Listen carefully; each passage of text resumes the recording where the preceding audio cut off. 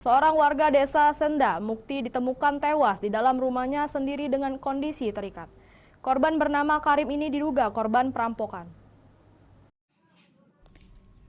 Desa Senda Mukti, Kecamatan Pulau Rimau, Banyuasin mendadak heboh karena Karim, seorang petani sawit, ditemukan telah meninggal dunia dalam kondisi yang mengenaskan dengan tubuh terikat dan mulut tersumpal kaos dan beberapa luka dari benda tajam. Diduga, Karim merupakan korban perampokan. Pasalnya sejumlah harta milik korban seperti 1 unit mobil Innova warna hitam, 1 unit HP Android ikut lenyap, yang saat ini masih dalam tahap penyelidikan dan pengumpulan bukti dari pihak kepolisian. Peristiwa dugaan perampokan dan pembunuhan itu diketahui setelah pagi hari, tetangga korban hendak mengajak korban ke koperasi unit desa untuk mengambil gaji pegawai, namun pintu rumah korban dalam kondisi terbuka.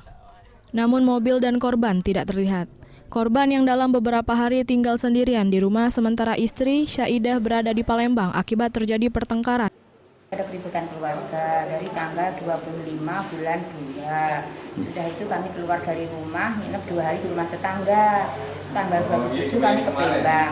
Dari situlah kami nggak pernah ada kontak sama sekali. Kecamatan Pulau Rimau, tepatnya di Desa Air Senda, Senda Mukti. Kami baru mendapat musibah dan berduka.